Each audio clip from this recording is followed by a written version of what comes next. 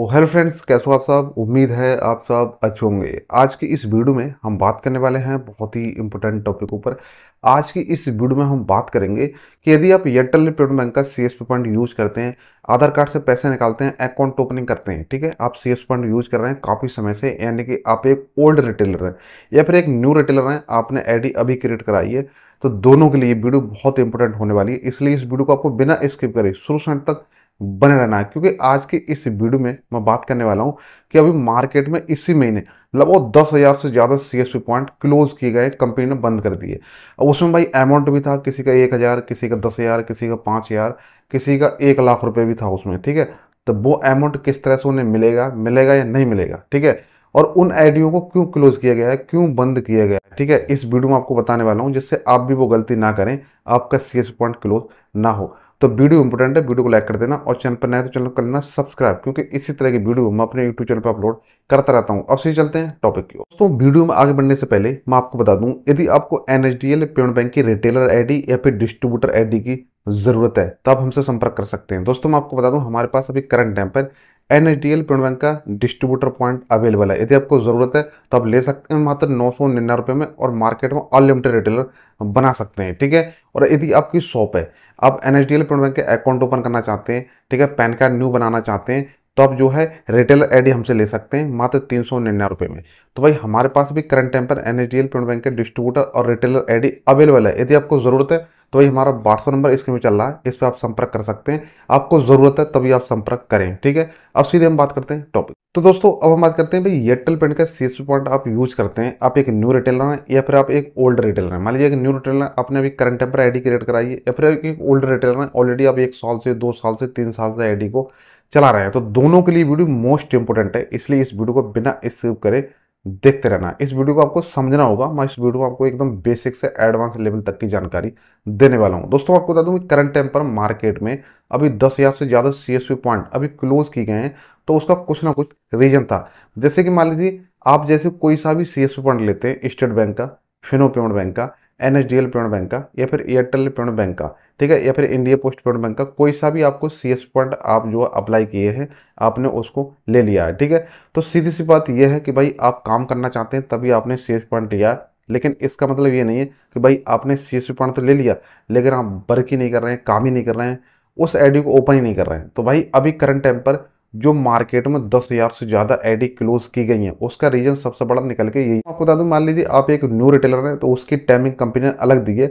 यदि आप एक ओल्ड रिटेलर हैं, ऑलरेडी आईडी यूज करते हैं, ठीक है, तो आपको सारा कुछ पता होता है भाई किस तरह से एपीस करते हैं, किस तरह से पैसे निकालते हैं, तो उनकी कंपनी ने टाइमिंग अलग रखी है। यदि उस टाइमिंग को आप क्लोज करते हैं तो आपकी आईडी 100% क्लोज कर दी जाती है। जैसे मान लीजिए आप एक न्यू रिटेलर, आपने करंट टाइम पर एक आईडी क्रिएट कराई है एयरटेल पेमेंट बैंक की, ठीक है, आपने आईडी क्रिएट करा ली डिस्ट्रीब्यूटर को बुला के, ठीक है।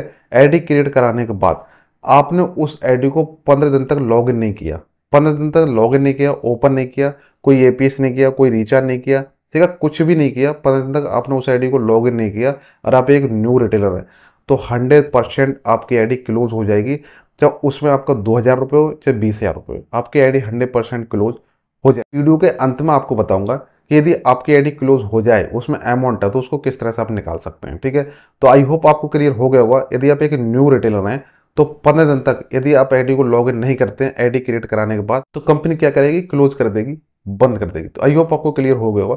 अब हम बात करते हैं, यदि आप एक ओल्ड रिटेलर हैं, ऑलरेडी आप 1 साल से 2 साल से 6 महीने से एयरटेल पेमेंट का सीएस पॉइंट यूज करते हैं, एपीएस वगैरह यूज कर रहे हैं, ठीक है, तो आपको भी भाई एक टाइमिंग मिलती है। मान लीजिए आप 3 महीने तक, आपने 3 महीने तक आईडी को ओपन नहीं किया, लॉगिन नहीं किया, कोई रिचार्ज नहीं किया, कोई एपीएस नहीं किया, कोई अकाउंट ओपनिंग नहीं किया, मतलब आईडी को आपने यूज ही नहीं किया, तो भाई आप ओल्ड रिटेलर हैं, ऑलरेडी आप 2 साल से आईडी यूज करते हैं, आपको सारा कुछ पता है, और आपके पोर्टल में अमाउंट भी है, 20,000 30,000 भी पड़ा है, लेकिन आपने 3 महीने तक किसी भी रीजन से आपने आईडी को ओपन नहीं किया, लॉगिन नहीं किया, तो 100% कंपनी आपकी आईडी को भी क्लोज कर देगी, बंद कर देगी, फिर उस आईडी को आप दोबारा से ओपन नहीं कर सकते। दोस्तों, मैं आपको बता दूं, यदि आपके साथ ऑलरेडी ऐसा हो चुका है, आपकी आईडी भी क्लोज हो चुकी है, उसमें अमाउंट था, तो फिर उस अमाउंट को आप किस तरह से निकाल सकते हैं, अब हम इस पर बात कर लेते हैं। भाई आपको टाइमिंग पता पड़ गई होगी।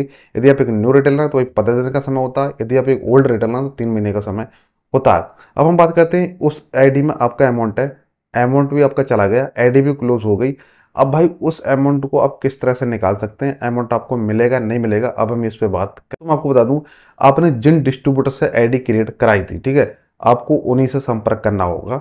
उनसे आप संपर्क करोगे ना, तो आपकी एयरटेल पेमेंट की सीएसपी आईडी में जो भी अमाउंट था, 1,000, 10,000, 20,000, ठीक है, आपकी आईडी तो क्लोज हो गई, बट उसमें जो भी अमाउंट था उस अमाउंट को डिस्ट्रीब्यूटर निकलवा सकता है 100%, ठीक है, आपके दूसरे अकाउंट में वो पैसा मिल जाएगा।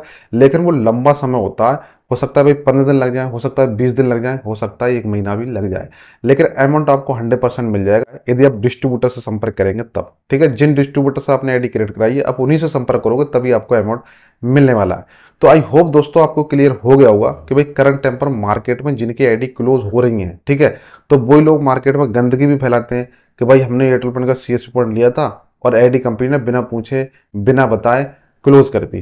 तो भाई ऐसा नहीं होता है, आपके पास कॉल भी आती है कि भाई आपकी जो आईडी है उसको आप एक्टिव कर लें, यदि आप एक्टिव नहीं करते तो आईडी क्लोज हो जाएगी, ठीक है। तो आपके पास कॉल वगैरह सारा कुछ आता है, लेकिन कुछ ऐसे हमारे भाई लोग हैं जो कि आईडी ले लेते हैं 400-500 रुपये दे के, 1,000 रुपये दे के, तो वो सोचते हैं भाई हमने कंपनी को भी खरीद लिया है, भाई हम कोई ट्रांसफर करें ना करें हम पर कोई फर्क पड़ने वाला नहीं है। तो भाई ऐसा कुछ भी नहीं है, भाई आप आईडी तो ले सकते हो 400-500 दे के, लेकिन जो सर्विस होती है उसको आप यूज नहीं, तो कंपनी उसको 100% क्लोज कर देगी, उसके जिम्मेदार आप खुद होंगे, कोई डिस्ट्रीब्यूटर वगैरह जिम्मेदार नहीं होगा। तो फ्रेंड्स आपको क्लियर हो गया होगा। फिर भी आपको कोई डाउट्स है, कोई सवाल है, तो यार कमेंट कर देना, वहाँ पर रिप्लाई मैं 100% दे दूंगा। तो आज की इस वीडियो से आपको कुछ सीखने को मिला तो यार इस वीडियो को आपको जरूर से लाइक कर देना, ठीक है।